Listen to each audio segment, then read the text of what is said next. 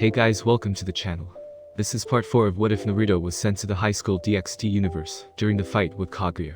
Also check out previous parts of this what if, link is in description. And I have created a playlist for this what if, where you can find all the previous parts, check that out as well. Before we start, please do support for more awesome content, it really means a lot. Don't forget to subscribe and leave a like. And also check the description for the creator of this great fanfic, and support them for making this fanfic. So let's start this video. Naruto entered the living room expecting to see Kuroka's sleeping form, but found a note on the table. I have important business to attend to. P.S. Don't miss me too much, Naruto-kun, he said when he read it. He's gonna miss you, stupid cat. He dropped the letter on the table and went out. Naruto was on one of the dense trees inside a forest, far from Kuo. He decided to skip school today, and purify nature energy today. He was inside another forest, it seems. Flashback.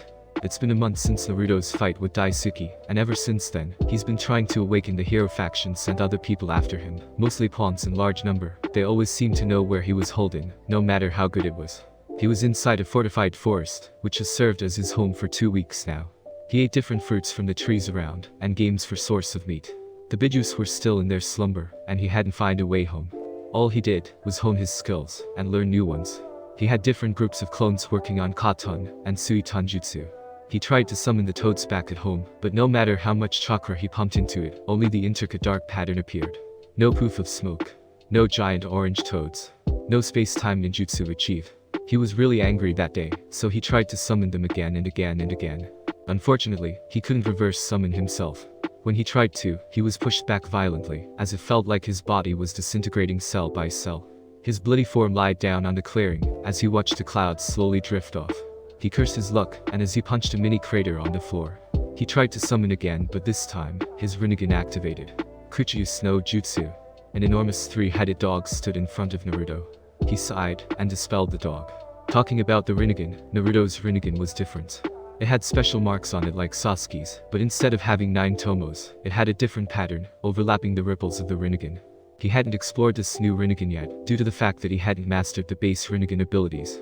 He could control up to 4, had to harness the chakra and nature's energy, which wasn't abundant like in the elemental nations. Something else was in the air. It took a lot of meditation to enter sage mode once again. He was even tempted to use Kakido to absorb chakra from nature one time, but he changed his mind because of his pride as a sage. Naruto noticed that every time he tried to enter sage mode, or when he was in sage mode, it was like someone was trying to talk to him. Like someone was trying to summon him into a different plane.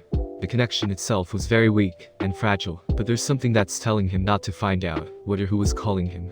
In sage mode, Naruto can sense supernatural beings within a given area. It required his utmost focus if the supernatural being is well hidden. Talking about chakra, it seems his 6 paths chakra was much more powerful than ever. Having both powers of the yin and yang seal had its perks. The Bijuus were suffering from extreme chakra exhaustion, and the only way to wake them up is if they were in a place with high chakra concentration. With the hero faction on his tails, the task was minimized. A light disturbance entered Naruto's range in sage mode, and a second later, 6 clones leafed shine to where Naruto was sighted on. "Boss, they're here, and their numbers are the largest they've sent so far," a clone said. Naruto closed his eyes, and gritted his teeth.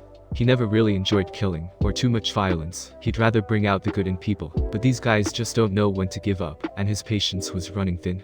Naruto opened his eyes, and the fabled Rinnegan appeared in his size. "Let's give them a warm welcome, shall we?" All the clones went stone face, and they all disappeared into the forest to start the operation. With the hero faction. "What's so special about this guy exactly?" a random lackey asked. Said lackey was among a group of people, sent to capture Naruto. "How do they know where he's at?" you ask. Well, it's because they placed a tracking speed on the blonde shinobi. Their orders were to bring him back using extreme lethal force. The organization even sent some powerful member to apprehend him, if he was proving too difficult. These orders were given by Cao himself. "This guy took out Daisuke, man," another random lackey stated. "Yeah. And I heard he defeated dozens of other people, man," a brown-haired lackey stated. These guys are so noisy," a man with a sword and shield complained. This man was Perseus, the reincarnation of the demigod Perseus. "We should be hunting down devils," a man in a black coat grumbled. "This guy is going to fall to the powers of my sacred gear," a man in white muscle shirt and gray pants boasted. "I wouldn't be so arrogant if I were you," Perseus warned. He knew the blonde wasn't any pushover, even though Daisuke was a low-ranking member, lucky enough to have achieved balance breaker. His sword skills was good. The sudden heavy fog descended on the group, and Perseus knew this fog wasn't normal. "Stay sharp, boys, this is the enemy's doing." A cold chuckle rang from every direction around the fog. A kill point, which one shall I start with? The voice seemed like multiple people were talking at once. A scream of terror rang out before a squelching sound reached third eyes of everyone. A body this later and all hell broke loose. Bodies started dropping around. Perseus had a level head, and he deduced that this fog was actually a camouflage for Naruto. They need to remove the fog screen. Clear the fog, Perseus screamed out, and most of them caught his idea. A few wind-based sacred gear users used third sacred gears to clear out the fog. As the fog cleared out, 6 Narutos surrounded them, all armed with kunyas. Multiple gasps came out from the hero faction members. Most of them thought the clones were an illusion, and one of them screamed for Naruto to stop hiding before a clone kicked him in the face. All of them had horror written all over this face, and a battle between clones and sacred gear-powered humans began. As this battle went on, Perseus analyzed every one of Naruto's moves, and he couldn't recognize the style he was using. It seems this guy can multiply his self, huh? Perseus pondered before one man stabbed a clone of Naruto with his sacred gear, and a second later, the stabbed Naruto poofed out of existence. It seems like one attack was all that was needed to take out this clones of his as he mused. 5 other poofing sounds followed later as the clones were defeated. Perseus, the black-hooded man, and Yagi, the Aaron one, with a few low-ranking members remained. Like, no, I've been angry and frustrated lately, the original Naruto perched atop a tree said. All the remaining member turned their gaze to him, and a member with a discerning sacred gear knew he was the original, and warned the rest about it. Naruto Uzumaki, come with us peacefully, and we'll forgive you of your actions. Perseus tried to reason with the blonde. I have no intention of doing you, and I'd rather you stop sending people to apprehend me. It's becoming more of a bother lately, Naruto replied. Get him? Perseus ordered, and the remaining low-ranking member charged. Naruto made with J work of them, and 4 men stood in the small clearing. You're not bad, but your sacred gear's power is below mine, Yagi boasted. Let me show you the difference between you and me, Yagi stated before he held his right wrist with his left hand. The hand mutated into a furry red limb with long, sharp claw. This is my sacred gear, Dabutsuten, he screamed with glee as he charged at Naruto, and the black-headed guy followed. Naruto, who was bare-chested with a black-tied short-on look, lowered his body a bit and waited for Yagi to charge at him. His punch was really sloppy, and the shinobi easily dodged under it, with the kunai in hand, ready to cut off the offending arm, before he was forced to block a punch from the hooded guy. The latter went for a haymaker, but Naruto brought his second hand to block again, and Naruto was clinched. Yagi took this opportunity, and brought down just transformed hand hard down on Naruto with a cry. Not so tough are you? Yagi asked, as he expected to see a down Naruto under his arm as the dust dissipated. He went dumb when he found a log where Naruto was supposed to be. Futon, drilling air bullet. Naruto went through hand seals, and spat a cannon-shaped wind at them. The black-hooded guy shot a ball of fire at the incoming wind, and the fire attack gained more power as it flew at greater speed and size at Naruto. Naruto back-flipped out of its path as it set dozens of trees ablaze. A fire user, Naruto noted as he dropped down. He went through hand seals and he breathed in deeply. Ka-ton, Dikakyu no Jutsu. He called out the name of his technique, as a car truck-sized ball of fire came out of his mouth. Yogi's eyes widened when the scorching flame came at them. The hooded guy responded with white flames which cancelled each other out.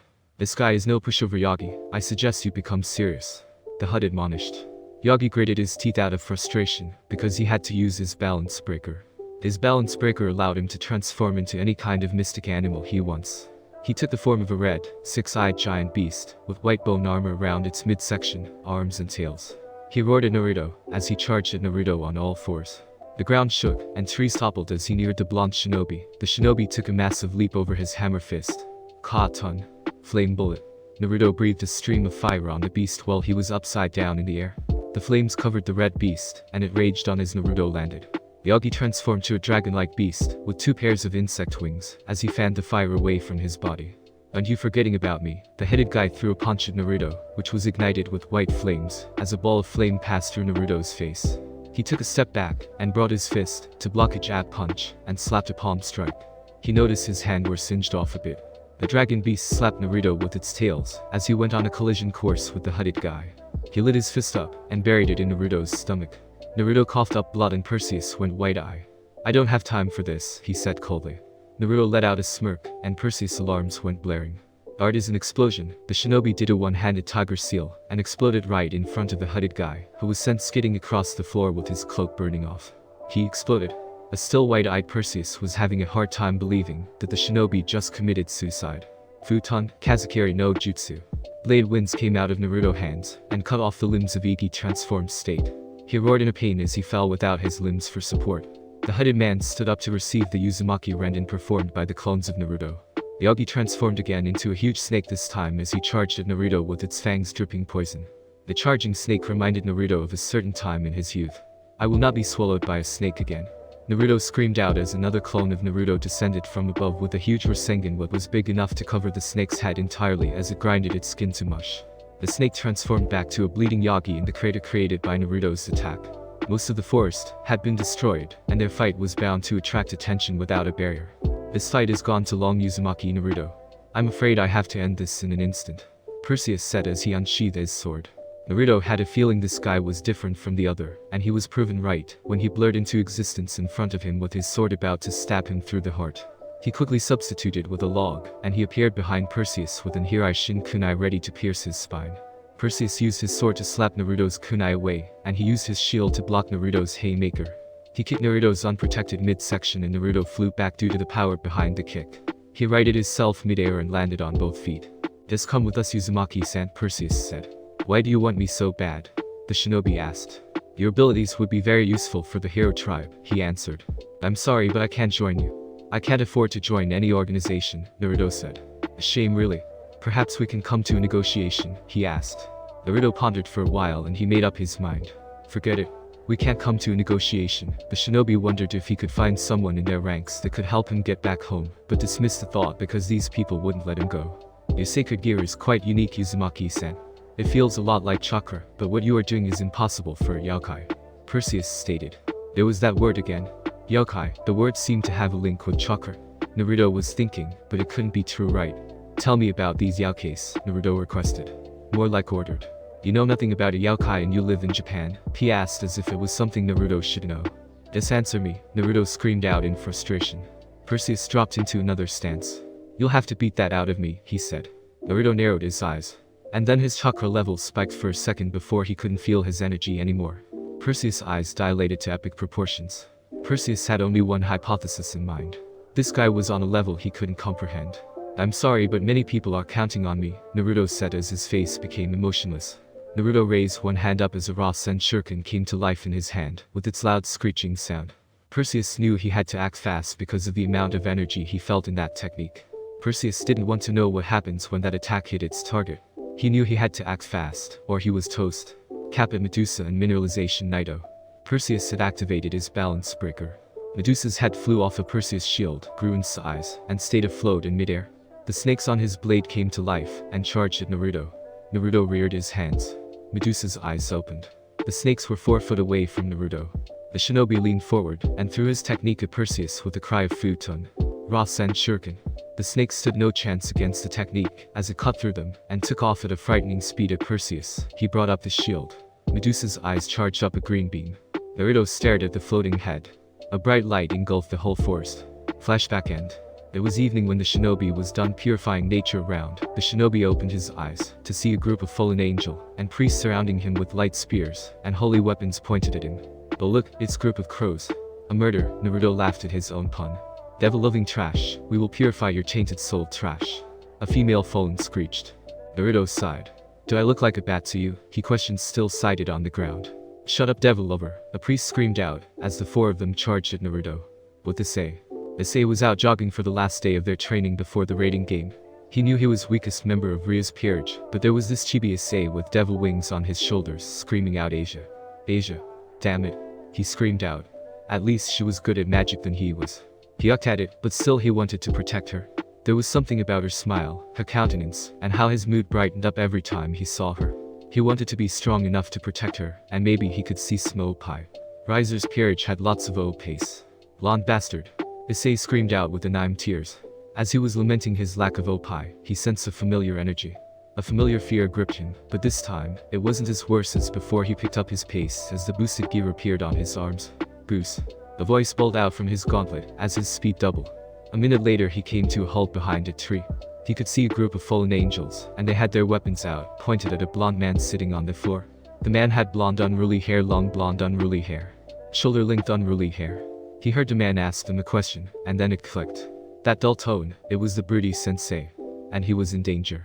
Issei knew he stood no chance against 3 devils, and a priest, but he knew he could at least fend them off, so it was by time for his sensei. As he was about to intervene, with Naruto. A moment ago, Naruto's eyes twitched violently. It was as if someone had wronged him. Someone called him broody. There was no way in hell he would allow someone to compare him with an Uchiha bastard. Naruto Uzumaki doesn't brood. What he was doing all these, what was called selective participation, not brooding. Curse you Sasuke. Even in death you still torture me. Naruto sighed at the slow speed of the crows trying to purify his soul. This one is for Sasuke. Lightning danced around his body, and chirping sound filled the forest. Chidori Nagashi. Lightning danced from his body, and engulfed all of them.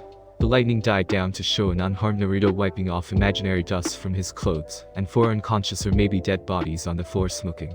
Issei stood there with his mouth agape, and his legs shaking violently. Naruto-sensei was no human. His sensei just took out 3 fallen, and 1 priest in a single attack. Hell, he didn't even move. Issei hightailed out of there. The Underworld, home of the devils, was certainly not what a lot of people would expect. It wasn't all flames and suffering and wails of poor souls, as they receive divine punishment for the sins they have committed, nor was it a place filled with grotesque winged beings. This Underworld was quite nice, and beautiful with buildings and fountains and rivers etc. It was indeed a sight to behold in all of its devilish glory.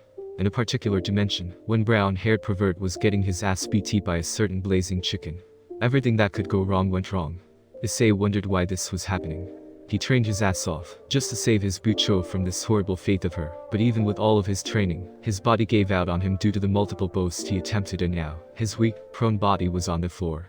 All he could think of was Ria's tears as his eyelids became too heavy for him to keep open, and the bliss of unconsciousness took him away from this hell. Pun intended. 2 days later, Issei Hyodo woke up with a gasp, and no memory of what happened in the climax of the raiding game. An image of Ria's crying, while hugging Riser flashed through his mind. It seems you've awoken, Grafia Lucifuge said, as the magic circle she used faded away. Issei asked about what happened, and she explained it all to him. How Riser threatened to kill him, and Ria's had to have up.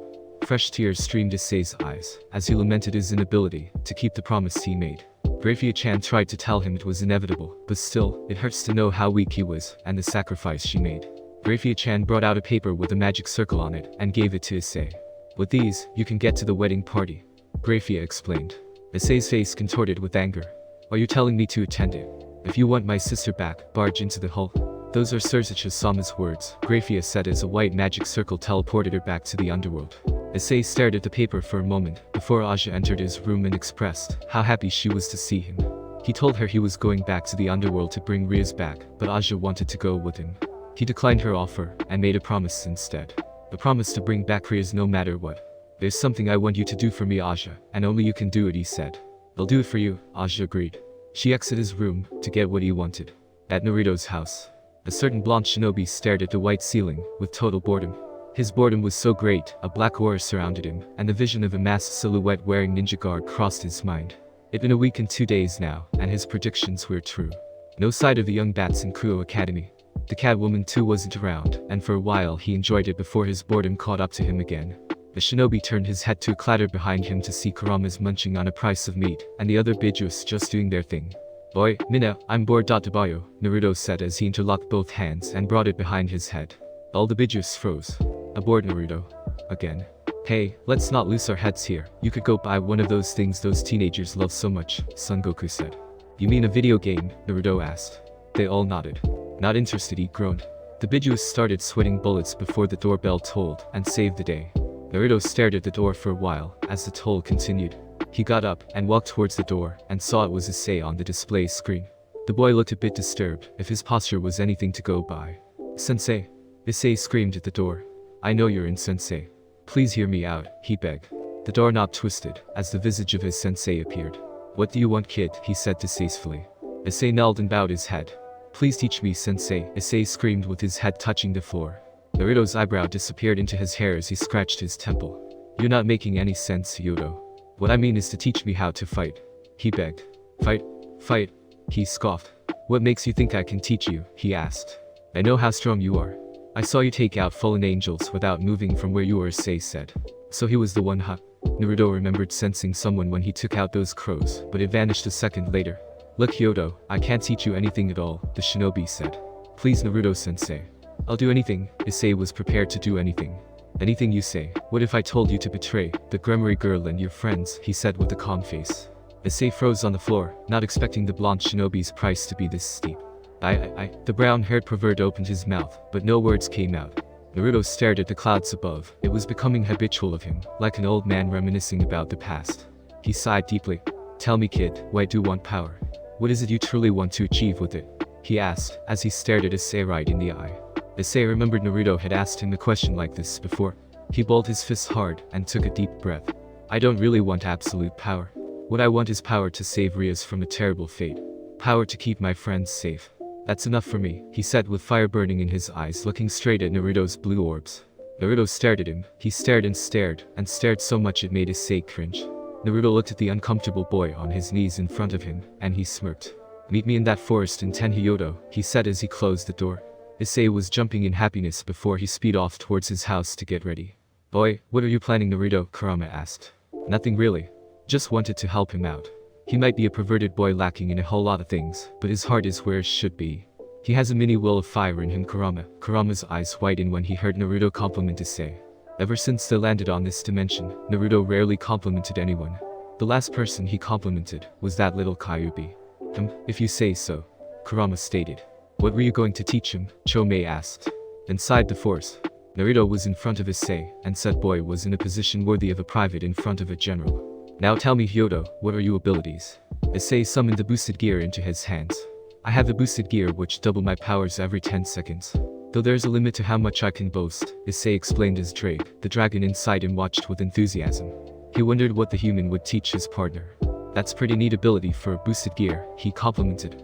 If it doubles your power every 10 seconds, all we have to do is increase your base power, he explained with a hand on his chin. I don't follow sensei, Issei was a loss. Naruto sighed.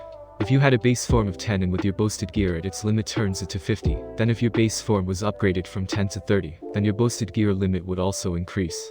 Your base form is directly proportional to the amount of times you boasted. Do you get it? Naruto explained. In the pure world back at the elemental nation. Boy, what is this? Why do I feel so proud of Naruto? Kakashi asked as he was playing poker with Minato and Kushina. Sasuke too felt the swell of pride inside him. It seems the dope's brain cells finally healed from all the damage it amassed from all these years, huh? Sasuke-kun, you're making progress. That's the longest word I have ever heard you speak, Mikoto gushed. Sasuke blushed at his mom's praise. Kushina and Minato could help but adopt a smug grin on their faces. That's my Issei. Go, Naruto. Back inside the seal. All the Bijuus actually had to cross-check if this was the Naruto they knew. Wow, he's come a long way, hasn't he? Tears of joy streamed down Kurama's face. Yeah. The rest of the Bijuus coursed with anime tears. Back in reality. Oh, I get it now, realization dawned on Issei's face.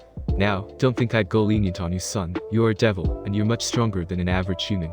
Naruto barked back in sensei mode. Hi. Issei screamed with a salute. Give me 1,000 push-up. Hi. Issei said with less enthusiasm. Issei started and his arms were about to give out at his 20th push, before Naruto slapped him with a ration-enhanced hand on the back. What have I gotten myself into, he said as he cried anime tears. Haha, I've been bored lately, Hyoto. Make sure you survive. Gai-sensei's beginner's training routine, yahahaha. Naruto laughed, and stared at the suffering Issei with sick glee. 1256. Issei screamed as he dropped down on the forest floor after running laps around the forest, and he had to dodge the stones Naruto threw at him. Those stones hurt like a bitch. The only thing he regretted was not writing his will before coming to the forest to meet his blasted sensei. He had tried exercise he didn't know about. How was he supposed to walk on his fingers around the forest with a boulder attached to his back? That's enough for today's warm-up, Hyoto. Naruto crossed his arms on his chest. He stared at the kid, and whistled. The boy's red sweatsuit was in tatters. What was the clothes of this dimension made from? Now Hyoto, I want you to aim your strongest technique at that hill. Naruto pointed at the hill in the distance. Issei, who was painting on the floor, got up to a wobbly stance. Aim my strongest attack at that hill. He pointed at the hill. Did I stutter? The blonde teacher asked. Alright, sensei. Boosted gear, he called out. The gauntlet charged up, and he threw his gauntlet-covered fist at the hill. Dragon shot. The result was a bit devastating than that of when he first used it. Not bad for a perv. Naruto stated before Issei went down on his knees due to exhaustion. Have you achieved balance breaker? Naruto asked. What's a balance breaker? Issei questioned. Naruto fasped him. Do you even talk to the being inside you? Not much, he talked to me in my dreams twice. Issei answered. Naruto chopped him in the neck and he went limp. Issei woke up with a gasp, and the forest was bathed in the evening rays of the sun. Sensei, Issei cried out. I'm right here, Hyoto, Naruto called out calmly in a cross-legged position. Did you talk to it? Naruto asked. You should have told me that you wanted me to talk to him. Issei screamed at Naruto's face. Ha, Itahi? The shinobi asked. Yes? Drake, I know you're listening to us. Come out. Issei spoke to his arms. That seemed interesting to Naruto. At least he did well than him when he first tried to talk to Kurama. Oh, where did the good old days when he was nothing but an arrogant brat with too much chakra fly to? The boosted gear covered his arms, and the gem shone brightly before a deep voice spoke from it. I am Welsh Dragon, the Red Dragon Emperor, Drake. Drake introduced himself. Here they go again. Is it Wish, or Red, or Dragon, or Emperor, or just Drake? Introduce yourself with one name. Naruto groaned out. Issei stared at his sensei with a sweat drop. Drake is fine human, Drake said. Okay then drugged it is, Naruto finalized. Drake's eyes twitched inside the gauntlet. How can this little bat here achieve balance breaker? Naruto asked. He seemed to know a thing or two about sacred gears. Don't mind my suspicion, I am merely looking out for my partner. Don't worry your dragon-breathing ass stroked. If I wanted this bat dead, he wouldn't see it coming. Naruto stated with a wave of his hand. It was weird talking to Issei's arm. My partner needs to have a change of heart or spirit, Drake explained. Yeah, that's gonna take forever. Naruto cleaned his ear out. Isn't there another way? Issei asked his partner. If he could sacrifice an arm, the Welsh dragon said. And an arm? Oh hell no, Issei wasn't about to get handicapped. Not like that partner, your hand would turn draconic. Your hand would become that of a dragon. Drake elucidated. Well that beats having your soul ripped out of your body, Naruto sighed with a smile. Ah, nostalgia of when Kurama was still a grumpy moody fox. Said Kurama net inside the seal. Drake and Issei stared at Naruto like he had grown another head. Last day of training. Keep your defense up Hyoto, Naruto called out, as he and Issei were engaged in a taijutsu fight. Naruto remembered the first time he had a hand-to-hand combat with Issei. It was totally one-sided. A genin could throw a better punch than he did. He had to refine his basic stance, and a lot of other things, to get him where he was. Hi, sensei. Issei screamed out as he ducked under a haymaker, and tried to sweep Naruto off his feet which Naruto front flipped off, and brought down an axe kick aimed for his head, which Issei countered with both hands. You can do this Issei-san. Aja cheered out from the sidelines. The little blonde bat proved quite useful for Issei's training. She vehemently followed Issei to one of their training session, and when a particular nasty kick sent a distracted Issei flying away with blood cascading from Issei's wound, Aja ran up to him and healed him. Naruto's eyes widened for a moment when he saw her heal Issei with a technique that looked a lot like the Shoshin no Jutsu. It must have been her sacred gear's ability. He later adopted a diabolical smile, and he went hardcore on Issei's ass. The blonde bat, no girl, was more than happy to help. Aja was too gentle to be called a bat, Naruto mused. Today was the last day of his training with Naruto, and he had only one goal to achieve for Naruto to deem him ready. He was to touch Naruto's chest, and it wasn't easy at all. The blonde teacher wouldn't just let him near it feet within him, and he was on defense ever since Naruto switched on the timer, and his sacred gear was on for crying out loud. But he was going to persevere. He was going to win, he promised. I will touch you Naruto-sensei. He screamed out as his gauntlet-covered arm went towards Naruto's chest. He was battered and bruised with the swollen lips and the half-closed eyes. He boasted and focused it into his arms and legs. Yes, Naruto taught him how to focus his boosted abilities into parts of his body. Aja also helped heal his exploded arms when he tried to attempt it. He dipped his feet into the ground and screamed out with all his might. Naruto brought his hands towards the incoming hand in a slapping motion. It was too late. Aja cried tears of joy. Issei's mouth widened into a big grin. Naruto closed his eyes and smirked gently. Issei stumbled forward. He balled both fists, did a spin in the air, and gave a mighty cry to the sky before he blacked out. Naruto caught his collar. You did well Issei, sleep for now. The D-Day. So this paper would take you to the Underworld? Naruto asked as he stared at the paper with fascination. A seal master was looking at a paper that had space-time abilities with glee. Well, if that seal master was Naruto, then it was fine. Yes, sensei. Issei answered as he channeled a bit of magic into the paper and dropped it in the floor. Well then, Naruto said as Issei stepped on the red magic circle. Good luck Issei-san. Aja waved at Issei as he disappeared, and all that remained was tiny magic sparkles in the air. May the gods be with you, Hyoto, the shinobi said a short prayer. Thanks for listening. If you want the next part of this video, like, subscribe, and comment down below, and turn on that bell notification. And check out the playlist that I have created, and enjoy. Link is in the description. See you in the next video. Peace.